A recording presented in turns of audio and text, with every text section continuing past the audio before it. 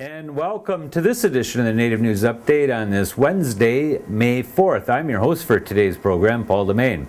Many of the stories read here can also be found at our website, IndianCountryNews.com, and here are some of the news stories for the day from the Associated Press and other Native news sources. In a statement released yesterday, the National Congress of American Indians responded to the death of Osama bin Laden and reports that Geronimo was used as the code name for the operation or himself to kill the Al-Qaeda leader. Quote, "We join President Obama in reflecting on the sacrifices made by the members of our military to defend our great nation. When terrorists attacked on 9/11, it was an attack on our homeland that deeply affected tribal nations along with our fellow citizens. Osama bin Laden was a shared enemy. Since 2001, 77 American Indians and Alaska Natives have died defending our country in Afghanistan and Iraq.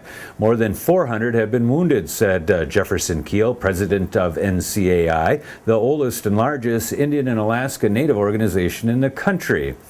Quote, "Let's be very clear about what is important here. The successful removal of Osama bin Laden as a threat to the United States honors the sacrifice these Native warriors made for the United States and their people," added Keel, an Army veteran and the Lieutenant Governor of the Chickasaw Nation of Oklahoma. News reports following the tactical strike in Pakistan to capture or kill bin Laden have stated that the military's code name for him or the operation was Geronimo, referring to the Apache leader revered by many Native Americans as a hero. To associate a Native warrior with him and bin Laden is not an accurate reflection of history, and it undermines the military services of Native people throughout the Western Hemisphere. Hundreds of children and adults participated in some part of the Red Lake Family and Children's Services annual Child Abuse Prevention Walk held recently on the Red Lake Ojibwe Reservation in northern Minnesota. The line of walkers stretched nearly a half mile. The Walk for Child Abuse Prevention is an annual event organized by the dedicated staff of the Red Lake Family and Children's Services held during National Child Abuse Prevention Month. The city of Seattle, Washington said it is paying $1.5 million to the family of a homeless woodcarver who was shot by a police officer last summer, a killing that helped prompt a top-to-bottom federal review of the city's police department. Officer I.M. Burke shot John T. Williams last August after the Native American woodcarver crossed the street in front of Burke's patrol car while holding a piece of wood and a small knife. Burke later maintained Williams had threatened him, but the department's Firearms Review Board ruled the shooting unjustified and Burke resigned. The knife was found folded at the scene. According to the settlement announced, the city will pay $250,000 in trust to Williams' mother and place another $1.25 million in escrow for his estate. A judge will oversee distribution of the money from the estate, and a special representative will be appointed to determine whether Williams has any children or other relatives who should partake in that settlement. It is a welcome and send-off of the Eastern Direction Water Walkers as they begin their incredible and historic journey from Bad Little Falls in Machias, Maine, all the way to Bad River, Wisconsin, near the site of a planned open-pit mine on June 12th with a potluck picnic. Walkers will begin their journey at the Bad Little Falls Park and Machias Valley Grange Hall in Maine on Saturday, May 7th. This event is scheduled to begin around noon and run until about 3 o'clock and is open to the East Coast public. And that is being hosted by the Beehive, a collective from 1 Elm Street in Machias, Maine. So this is an invitation for all of you on the East Coast to head up that way or come down if you're north of this place in Maine this weekend to do your honorable contribution to protect the water. You can find more information at MotherEarthWaterWalk.com. A remote tribe whose members live in a gorge off the Grand Canyon has received federal approval to develop water quality standards. The U.S. Environmental Protection Agency announced last week that it has approved the Havasupai Tribe tribe's application to protect the creeks, springs, and freshwater wetlands on the reservation.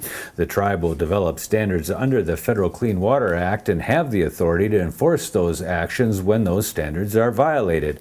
The standards will be available for public review and comment, similar to a process used by the states.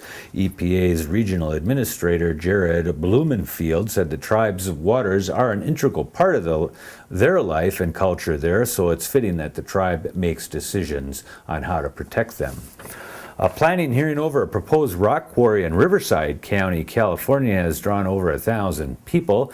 Opponents and critics of the Temecula area quarry cheered and booed last week during a several-hour meeting of the planning commissioners.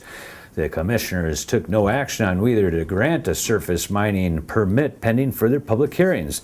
The 1,000-foot deep quarry has been under proposal for 6 years. Supporters said the open pit mine will bring jobs and reduce traffic, truck traffic, by providing a local site for building materials, while critics, including members of the Temecula City Council, said it will pollute the area.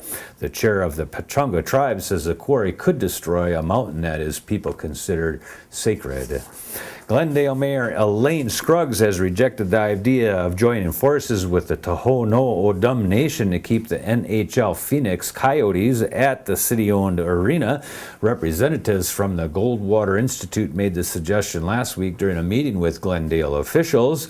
Goldwater's litigation director says a partnership with the tribe was worth exploring because it would not involve taxpayers and it would keep the team there. Scruggs rejected Goldwater's idea because the city is suing the tribe over a proposed casino in Glendale, Arizona. Tohono O'odham spokesman tells the Arizona Republic the tribe has been approached about getting involved with the Coyotes, but has not made an offer to buy the hockey team as of yet. The Supreme Court has said that Tohono O'odham cannot, the Supreme Court has said the Tohono O'odham Nation cannot press its lawsuit claiming mismanagement of tribal resources in two different federal courts at the same time. The Arizona-based tribe sued in both U.S. District Court and U.S. District Court of Federal Claims in December 2006, complaining that the federal government had mismanaged its reservation's lands, mineral resources, and income. The Court of Federal Claims threw out the lawsuit filed in its court, saying it did not have jurisdiction and the two lawsuits were too similar. The U.S. Court of Appeals for the Federal Circuit reinstated the lawsuit. However, the High Court ruled last week in a 7-1 vote to throw out the lawsuit in the Court of Federal Claims again. The tribe's lawsuit in the U.S. District Court was not affected by that ruling. The case is the United States versus Tohono O'odham Nation. A prehistoric fish that can grow up to 20 feet long but whose northwest population has been declining got a boost recently with the release of several thousand hatchery-raised fish near Vantage, Washington on the Yakama Nation reservation. The white sturgeon, a bottom feeder that can live more than 100 years, is the largest freshwater fish in North America. The fish is not listed as threatened or endangered in the Columbia River in the U.S., but Canada has listed populations in the regions just north of the border. Members of the Wanapum Band sang songs and said a prayer to the Creator to bless the fish released last Thursday, and as a brisk spring wind blew across the river, several dozen people lined up in a bucket brigade to help release the 3,000 fish just below the Wanapum Dam. And that is the latest roundup of news from Indian Country on this edition of the Native News Update. We want to thank you for joining with us, and come back again soon and come back often.